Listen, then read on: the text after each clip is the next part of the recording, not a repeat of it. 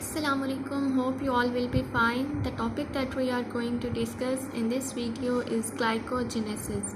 It is the last pathway that we will discuss about carbohydrate metabolism. As the name indicates, glyco comes from glycogen and genesis means synthesis.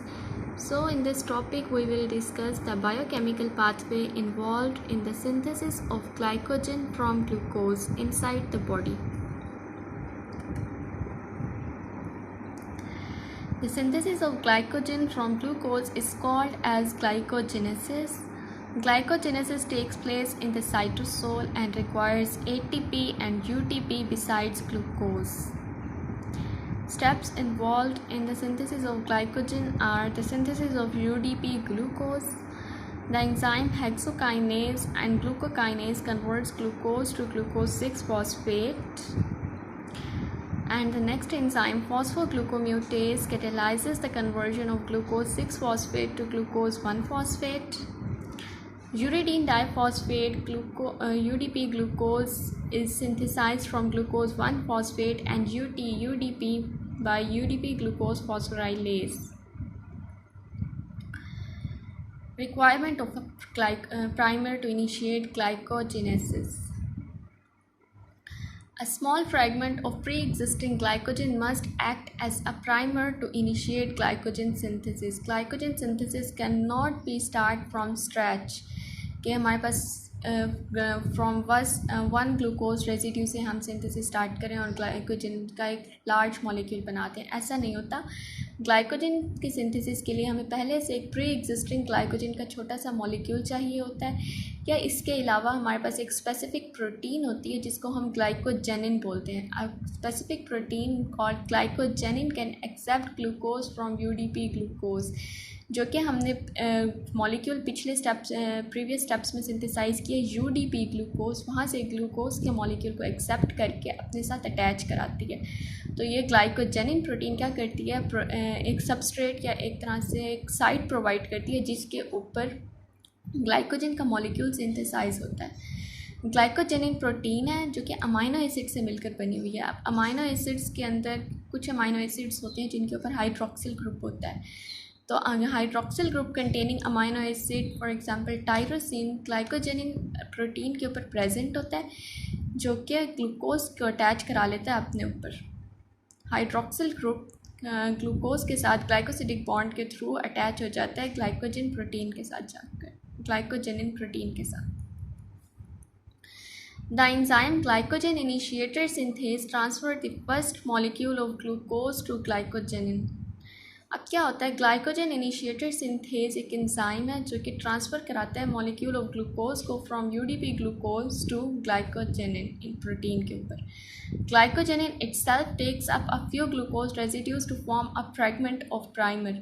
अब क्या करते हैं, ग्लाइकोजेनिन protein अपने ऊपर कुछ glucose के molecules को स्टार्ट में अपने ऊपर अटैच कराता है, तो वो एक प्राइमर बना देता है जिसके ऊपर फर्दर ग्लाइकोजन के मॉलिक्यूल की सिंथेसिस स्टार्ट होती है, which serves as an acceptor for the rest of the glucose molecules.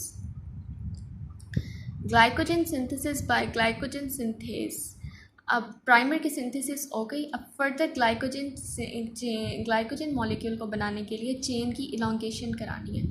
Glycogen synthase enzyme is responsible for the formation of 1,4 glycosidic linkages. 1,4 linkage बनता जाएगा और लीनियर चेन से chain elongation होती है। This enzyme transfers the glucose from UDP glucose to the non-reducing end of glycogen to form alpha 1,4 linkage। और glucose हमें मिल कहाँ से रहा है, ग्लूकोज का सोर्स है हमारे पास UDP ग्लूकोज। UDP ग्लूकोज से हम ग्लूकोज ले लेते हैं और वो अटैच करा देते हैं ग्लाइकोजन की चेन के ऊपर बाय alpha 1,4 लिंकेज। अब स्ट्रेट चेन बन गई, लेकिन हमने पढ़ा हुआ है ग्लाइकोजन एक ब्रांच्ड मॉलिक्यूल है, ब्रांच्ड पॉलीमर है, तो इसके अंदर ब्रांचिंग होनी है। तो ब्रांचिंग के लिए अब हमारे पास एक ब्रांचिंग एंजाइम आता है। Glycogen synthase can catalyse the synthesis of a linear unbranched molecule. अभी तक जो हम सिंथेसिस करा रहे थे फ्रॉम ग्लाइकोजन सिंथेज, ये लीनियर सिंथेसिस हो रही थी bye alpha 1,4 linkage.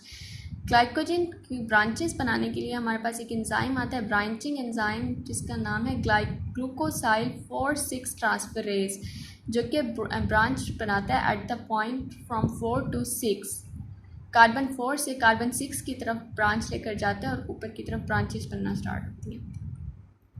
This enzyme transfers a small fragment of 5 to 8 glucose residues from the non-reducing end of the glycogen chain by breaking alpha 1,4 linkages to another glucose residue where it is linked by alpha 1,6। अब जो linear chain पे alpha 1,4 से जो glycogen के ऊपर glucose के residues attach हुए थे वहाँ से 5 to 8 मॉलिक्यूल्स का फ्रैगमेंट कट करके वो अल्फा 1,6 लिंकेज के थ्रू एक ब्रांच बना देता है उस चेन की। This leads to the formation of a new non reducing end. अब यहाँ से एक न्यू नॉन रिड्यूसिंग एंड बन गया, मतलब एक स्ट्रेट चेन के ऊपर हमारे पास आकर ग्लूकोज अटैच हो रहा था, अब एक ब्रांच बनी है, वहाँ पर भी तो फ्री एंड आया है, तो उस जगह से भी जाकर हमारे पास लीनियर तरीके से फर्दर ग्लूकोज के मॉलिक्यूल्स अटैच हो जाएंगे। एक ब्रांच बन गई, अब उस ब्रांच के ऊपर फर्दर लीनियर लिंकेज के थ्रू अल्फा 1,4 लिंकेज के थ्रू अगेन फर्दर ग्लूकोज के रेजिड्यूज अटैच होते जाएंगे। This leads to the formation of a new reducing end besides the existing one कौन सा था, स्ट्रेट चेन वाला। अब न्यू वन जो ब्रांचिंग चेन के ऊपर अब फ्री एंड आ गया है, वहाँ पर फर्दर ग्लूकोज की अटैचमेंट होगी। Glycogen is further elongated and branched by the enzyme glycogen synthase and glucosyl 4,6 transferase। अब ये ग्लूकोज की अटैचमेंट फर्दर होती जाएगी और ग्लाइकोजन का एक कॉम्प्लेक्स मॉलिक्यूल बनेगा स्ट्रेट चेन के ऊपर। ग्लाइकोजन सिंथेस के थ्रू 1,4 लिंकेज से स्ट्रेट चेन बनती जाएगी और जहाँ पर फर्दर ब्रांचेस बननी होंगी ग्लूकोसाइल 4,6 ट्रांसफरेज से फर्दर ब्रांचिंग होगी, ब्रांच बनेगी, फिर ग्लाइकोजन सिंथेस से स्ट्रेट चेन बनेगी, तो ये कॉम्प्लेक्स मॉलिक्यूल बनता जाएगा।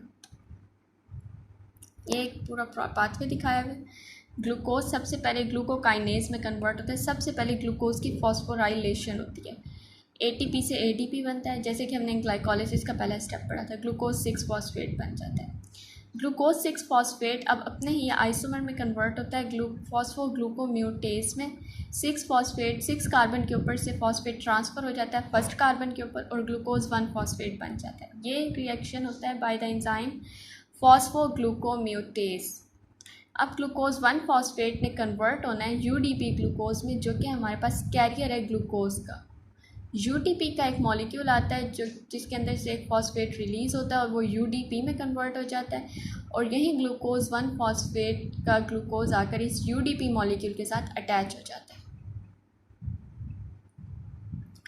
अब यूडीपी ग्लूकोज एक ग्लूकोज कैरियर के तौर पर है, ये अपना ग्लूकोज ट्रांसफ़र करता है टू द प्रोटीन ग्लाइकोजेनिन, जिसके ऊपर हमारी ग्लाइकोजन मॉलिक्यूल की सिंथेसिस होनी है, प्राइमर की सिंथेसिस होनी है।